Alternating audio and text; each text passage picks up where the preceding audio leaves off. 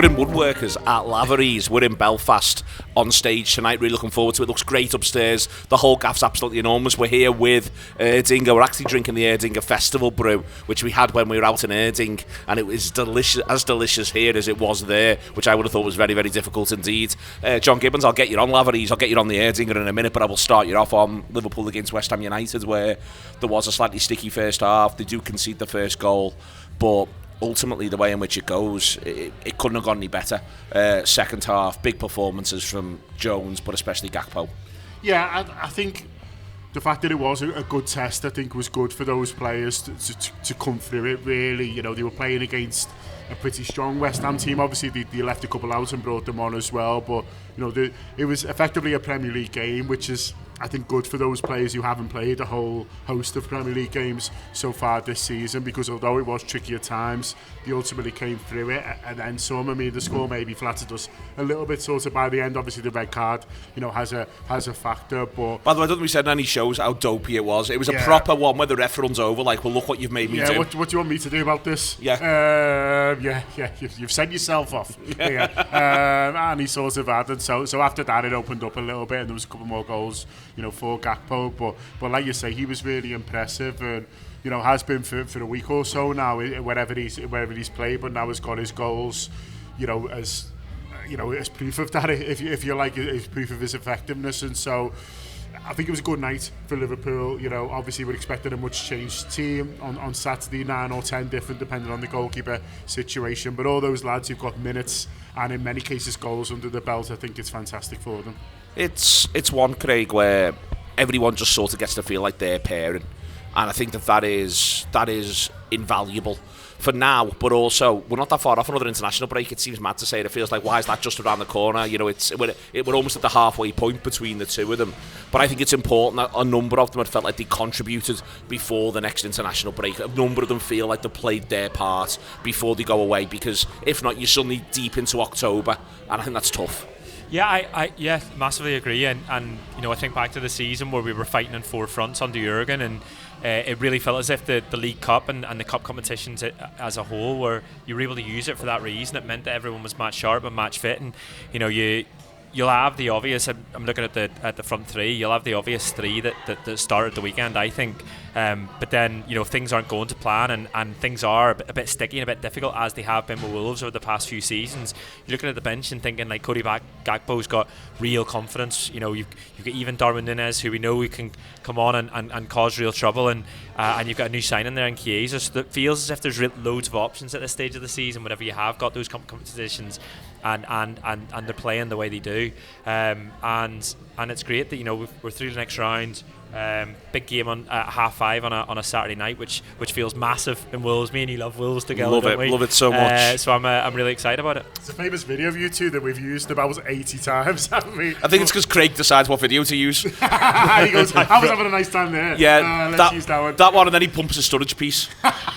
It's a boss video, to be fair. The piece mediocre, but that little clip. I'm not going to apologise for being on all the best content, by the way. But no, it's just I actually quite like the away end. I know it's a bit of a weird one, but I like being in the one tier with everyone else. I don't like whenever it's sort of split up. And obviously we have had some good times there. You think of the Origi one. Obviously the last one was it last season when Robertson scores. Yeah. You know, so it's always been one where we've had to find a way, and it's been difficult, but you've had to sort of offer them no encouragement, get through it, and then find a way towards the end. And it might be similar because they're a decent side. The other one I'm really pleased for the other night is Gomez. I'm pleased he got to be captain KO. You also saw him leading the defence in a really almost quite old school way. I'm the line, shouting it out, sticking his arms out, come up here with me. Bits and pieces like that, you know, which, you know, Virgil's got that down to a T. But for Gomez, he hasn't had the games he'd like so far this season, but he's back in his preferred position playing for us, and he didn't let anyone down. I actually thought he was excellent. Yeah, I was made up to see him get the armband as well. There's a lot of talk of him moving on. Few Liverpool fans thought it might be the time for him to move on. Me personally, I wouldn't get rid of Gomez. I think he's so versatile. He can play anywhere. But we've seen him in a preferred position. I think he's done that well. We're probably going to see him in that position right through the competition. I would anyway. I personally give him that left centre half role right through to the final. Obviously, you got a problem if you get through to the final there who comes in. But I think he was great. Seeing with the armband on as well, made up for him. When you imagine the way he must have been feeling in general. You know, he does well last season. He actually gets a lot of games, and so far this season have been so little. So I think it is important, isn't it, that he's another one who's got one under his belt now before. Whatever happens, I think there's a fair chance he starts against Bologna, by the way, that the manager might have a look at it, and if that happens, it only again he was a go, oh God, what's he thinking? I think we go, all right, yeah, we want to be at our best for the game on the following Saturday. But I think that's the point, really, is that he's now in front of the manager gone, this is how good I am, this is what I can do, you can trust me, you can rely on me, you can bring me in. But he'll feel like that anyway, won't he? Was it 50 games or something he played last season? Like 50 odd games. So, and he done well. He was great at left back. He's played well at centre half. So he'll feel like he's got plenty to offer. And obviously when a new manager comes in, he'll have been a little bit like, well, here's a chance here. And then there's talk of him going. So to see him come in and made up and do so well, hopefully there's plenty of games in him for this season. I think he might start in the European Cup as well. Yeah, I have a bit of sympathy for him when you think about his summer, because he ends up going away with England not playing. Off That's the back what of does him, I think, by the way. Yeah, because I'll come to you then, because I think it is what does him, because I think if he doesn't go away with England, he's there first day, he's there right in front of slot, he probably starts a number of those pre-season games, and he's then banging the manager's mindset, and he might have got that first game against Ipswich, and then maybe Konate doesn't come on, if you sort of know what I mean. It's always a little bit like that in football, isn't it, Craig? Little moments that can go any one of 3 or 4 ways at times, and I do have a bit of sympathy for him, not least because if he'd gone and got to play for England, then I'd go, well, all right, that was worth it, but in the end it just doesn't feel like it was. No, massively. He gets caught in no man's land, really, doesn't he? He gets no minutes, and then obviously that hinders him coming into the side, and you see Quansah start, and obviously Quansah gets 45 minutes and then took, but he starts the season as the centre back because Slot chose him because he'd had him throughout the throughout the summer. So I feel a little bit sorry for Gomez, and I feel as if he has been a little bit hard done to just because of the way it's fallen for him and because of how well he did last season. But we've got a strong squad, and he's gonna have to fight his way in, but. He did himself no harm or no favours the other night. No harm. Sorry. No, loads of favours. Yeah, favours coming out of his ears. The other one I mentioned at the very top, John, is Curtis, who I think first half it was like the worst version of Curtis Jones that people describe, I think, at times in their own minds. But to be fair, for 45 minutes, it was spot on. His contribution to that second goal, I just think it's genuinely phenomenal from start to finish. But also the way he just attacks that second half, I thought it was back to, you're going to be so important for us here. More than anything, I'd just love him to be fit till Christmas, because I think if he is, he's going to play so many games. It wouldn't surprise me if he got on or started every game from now till Christmas if he stays fit.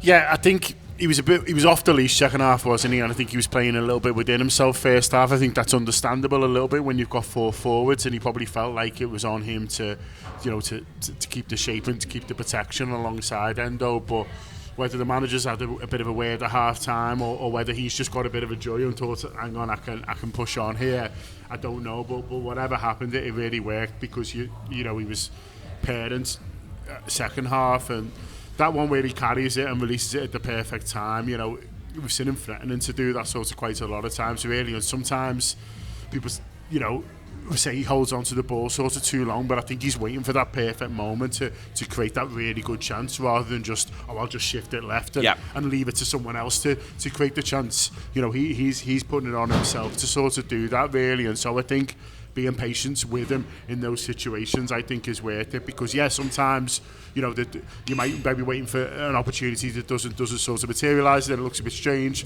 Other times you might get caught on the ball looking for it, but I think it's high reward for the risk, and you sort of see that, and it's a perfectly weighted ball, and Jota can't miss, really, he takes it well, but it's just laid on perfect for him in terms of positioning, weight of the pass, everything there. I really like him. I think the manager likes him as well. I don't think it's a massive slight on him that he doesn't pick him, first up, because he's obviously got massive faith in Gravenberch, and that's been, proven, and then some, hasn't it? He's repaid him there, but I think we've seen him in different midfield positions now, and I think that versatility, like we said before, for Gomez, I think that'll sort of help him, because for me now, even if he's not starting, he's first change in the back two, and he's first change for Szoboszlai, I think, as well, because he's shown he can sort of play that role. So there's certainly minutes, and I'm sure the odd start for him coming up very soon. What do you think of Lavery's? It's great. It's great, isn't it? The upstairs, our venues looks. We were just saying before, it's dark. It's going to be tight. Yeah. I honestly can't wait. The atmosphere is going to be great in there tonight, but the whole gaff's absolutely enormous. There's loads going on. Yeah, I feel like we've only scratched the surface so far. So we've come into this other woodcutters room. Did you say woodcutters? Yeah. Woodcutters room. Yeah. It's where they cut the wood. Yeah. Woodworkers, where they work the wood. Sorry. Okay. So there's yeah, the shuffleboard sort of around the corner. There's a sign upstairs to a terrace, pool table sort of up there. We're sort of back like the other way around there. So I feel like, I don't know, I could be here all night and I'll probably still be sort of discovering stuff. But it is great. I am enjoying Friday night on the road as well. Yeah, it's been a good September for it. Taking it international. Where are we going next? Do they do Erdinger in Barbados? Maybe they should. We can take it out. We can take the bottles. We can take the well, bottles for that. Exactly, you know what I mean? Exactly. Can we sort of find out? But no, it's nice. I mean, they've been spot on as well here. I know, like, Craig's been dealing with them, and they've been great in terms of tonight and the live show tonight. But just sort of coming here, allowing us to have the space and stuff like that. Like, they're all spot on. So yeah, thanks to Lavery's a lot, and yeah, long may the tour of Friday night continue. Yeah, come to Lavery's if you're in Belfast, and actually come to Belfast as well, because now we're behaving ourselves. So you can come and have a nice time, and we've got hen and stag do's and all of that coming. It's a good night out, but come to Lavery's while you're here. I'm made up. Have you built Well, we built the Titanic and then we sent it to England, and it all went wrong from there. I'm made up. I'm absolutely made up. Hannan's carrying out there for Northern Ireland. We love it whenever we come to Belfast. We always have a fantastic time. People probably want to see this before we get to the show tonight, so I'm not going to say come to the show tonight. Trust me, it will have been good if you haven't made it.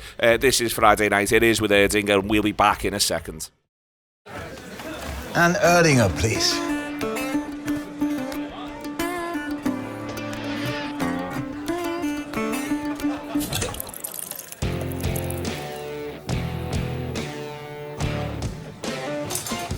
Stop! Don't forget the best bit.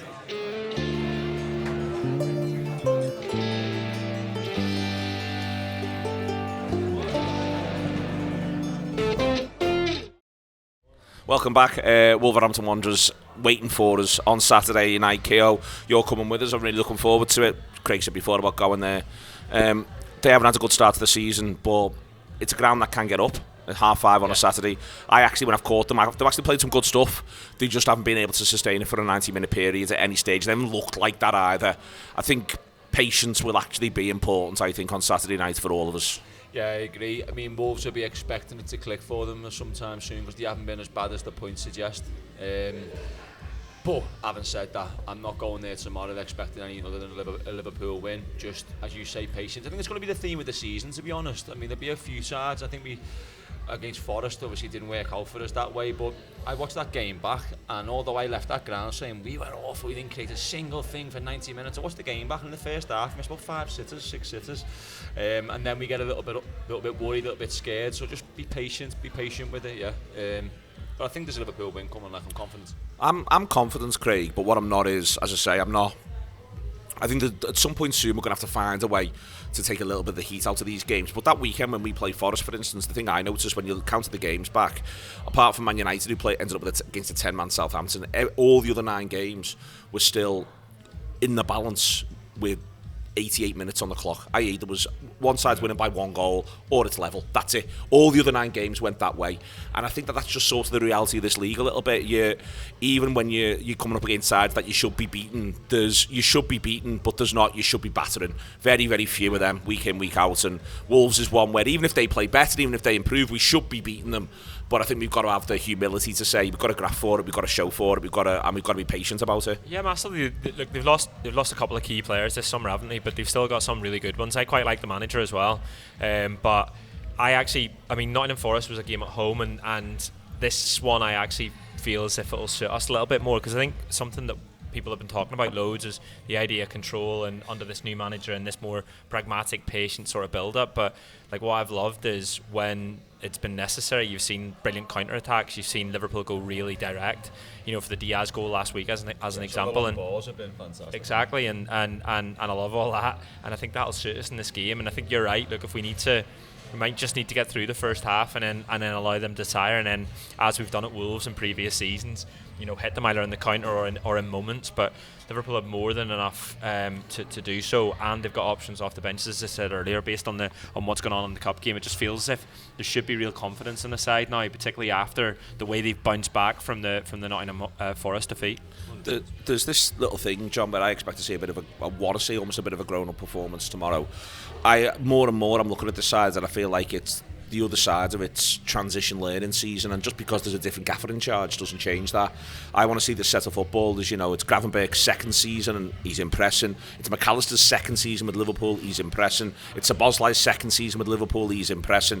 And you can sort of go through there. It's Gakpo's second full season, we sort of forget that he comes in part way through the year before.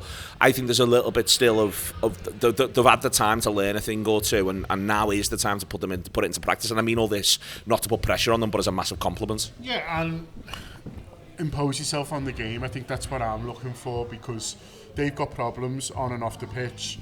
There's a bit of a talk, there's a virus in the camp, and so they're going to have first team players missing. They might have to play a couple of younger players and stuff like that. So that's an issue for them. So they'll feel like, fucking hell, we're up against it. We're playing one of the best teams in the country. We're out of form, and now look at this. And so they'll be feeling a bit down on their luck.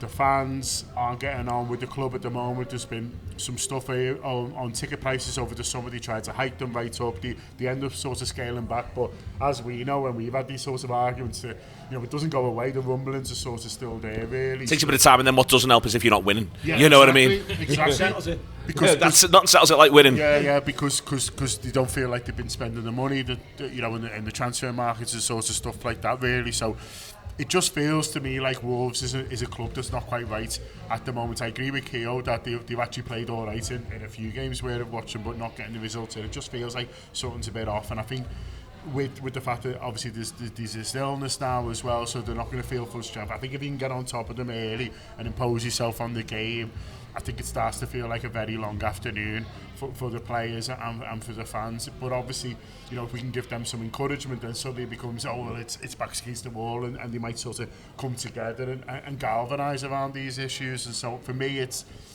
give them nothing, get on top of them early, and look to sort of dominate the game.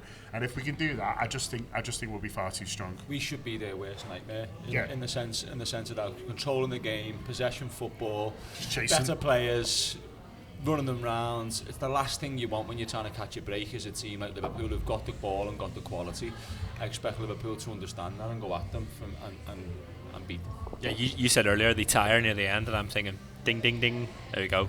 Well, we'll have the options off the bench. That's the other thing that we've now got. Craig is a real confidence in that all the way through. As I say, though, I'll actually come back to you on it, John. It's important. Though, I agree with you about getting on top of them. I agree with you about making it hard for them. But the most important thing is, and I'm sure the manager said the same thing in his press conference, is that we've got to work to do that. I think that there is.